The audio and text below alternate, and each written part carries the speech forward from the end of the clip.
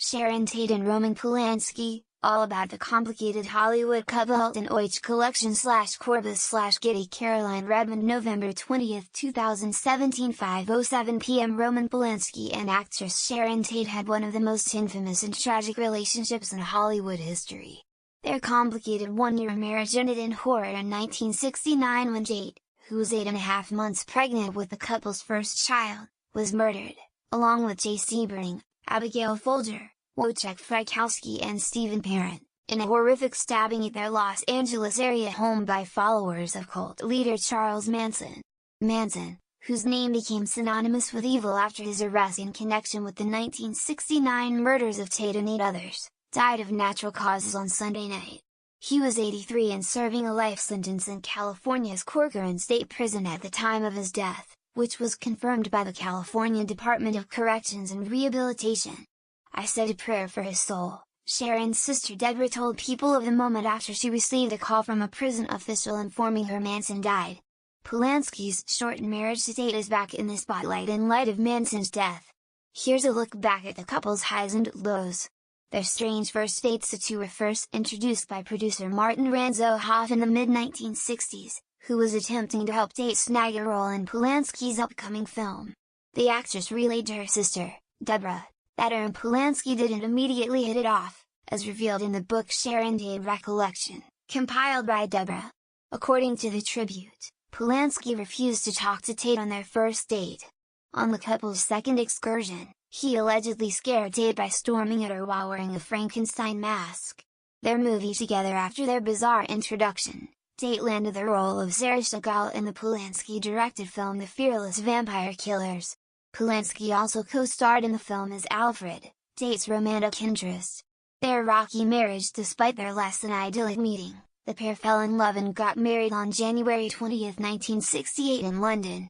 Their marriage was riddled with wild rumors, ranging from infidelity to forced threesomes. Tate was reportedly deeply in love with Polanski, who was 9 years her senior, but also extremely intimidated by the director. In the book Sharon Tate, A Life, one of Tate's friends, Joanna Petter, said Polanski had a high level of control over his wife. He told her how to dress, he told her what makeup he liked, what he didn't like. He preferred her with nothing, no makeup. In an introduction to Sharon Tate Recollection, Polanski recalled some telling moments from their marriage. "She was also a born housewife," said Polanski. "Aside from cooking like a dream, she used to cut my hair, a skill acquired from ex-boyfriend and hairstylist, Jay Sebring." Terry O'Neill /Hulton Archive /Getty. Tate's friend, photographer Sharon Tate, also alleged in Sharon Tate, A Life that Polanski forced Tate to engage in threesomes with random women. "Sharon told me about Roman, about imposing sexual scenes on her," Tommy said. "He was bringing other girls to have threesomes with Sharon, and Sharon didn't like that he was picking up girls on the Sunset and bringing them home to have sex with them." The director allegedly refused to sleep with Tate after she became pregnant with his baby in 1968, and urged her to get an abortion. When she protested, he left the US for London and had an affair with Michelle Phillips of the Mamas and the Papas, author Ed Sanders wrote in Sharon Tate, A Life. Her murder on August 9, 1969, Tate, pregnant with the couple's son, was murdered along with 4 others in the home she shared with Polanski.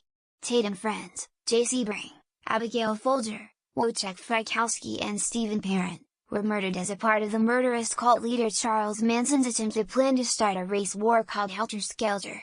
They were each stabbed a dozen times and their blood used to write on the walls. Diana Tate later recalled to People what her father said about the crime scene. He said in all his time in the military that he hadn't seen such slaughter, and he cried.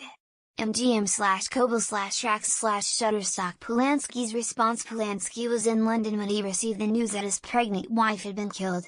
His friend Andy Brownsburg, who was with Polanski when he got the life-changing phone call, said the Rosemary's Baby director was inconsolable. "He literally unraveled in front of my eyes," Brownsburg said in Sharon Tate, A Life. "He disintegrated." Polanski confessed Tate's death still impacts him every day in Sharon Tate Recollection. "Even after so many years, I find myself unable to watch a spectacular sunset or visit a lovely old house or experience visual pleasure of any kind without instinctively telling myself how much she would have loved it all," Polanski wrote. In these ways I shall remain faithful to her till the day I die. You may like Get Your People Daily Dose, subscribe to the daily news.